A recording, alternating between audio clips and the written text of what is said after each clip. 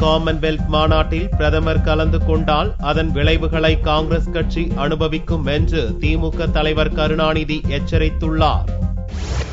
காங்கிரஸ் கட்சியின் உயர்நிலை குழுவில் இலங்கையில் நடக்கும் காமன்வெல்த் மாநாட்டில் இந்தியா பங்கேற்க வேண்டும் என்று முடிவு செய்யப்பட்டுள்ளது. இதனால் இம்மாநாட்டில் பிரதமர் மன்மோகன் சிங் கலந்து கொள்வார் என்றும் இப்பிரச்சனையால் மத்திய அமைச்சர் வாசன் அதிருப்தி அடைந்துள்ளதாகவும் தகவல்கள் வெளியாகின.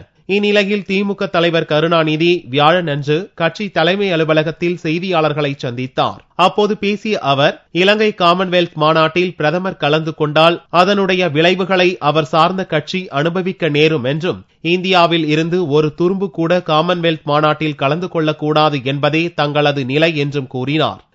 காமன்வெல்த் மாநாட்டுக்கு பிரதமர் செல்லக்கூடாது என்று வலியுறுத்தி கூறியும் கூட பத்திரிகைகளை செய்திகளை பார்க்கும் பொழுது பிரதமர் செல்லக்கூடும் என்று யூகிக்க முடிகிறது.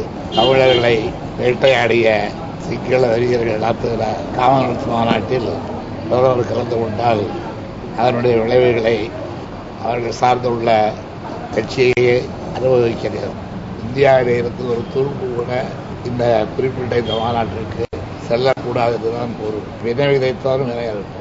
ஜி.கே. வாசன் ராஜினாமா செய்ய இருப்பதாக வெளியான தகவல் குறித்து நிருபர்கள் கேட்டபோது, செய்தி வரட்டும், கருத்து சொல்கிறேன் என்று கருணாநிதி கூறினார். தமிழக சட்டசபையில் காமன்வெல்த் மாநாட்டில் இந்தியா கலந்து கொள்ளக்கூடாது என்று மத்திய அரசை வலியுறுத்தி கொண்டு வரப்பட்ட தீர்மானத்தை காங்கிரஸ் கட்சி எம்எல்ஏக்கள் ஆதரித்தனர் என்பது குறிப்பிடத்தக்கது. இதற்கிடையே இலங்கையில் நடக்கும் காமன்வெல்த் மாநாட்டில் பிரதமர் மன்மோகன் சிங் பங்கேற்பது குறித்து எந்த முடிவும் எடுக்கப்படவில்லை என்று மத்திய வெளியுறவுத்துறை அமைச்சகம் தெரிவித்துள்ளது. தேசிய நலன் மற்றும் சர்வதேச சூழ்நிலையை கருத்தில் கொண்டும் அனைத்து அம்சங்களை ஆலோசித்தும் இறுதி முடிவு எடுக்கப்படும் என்று வெளியுறவுத்துறை செய்தி தொடர்பாளர் டெல்லியில் தெரிவித்துள்ளார்.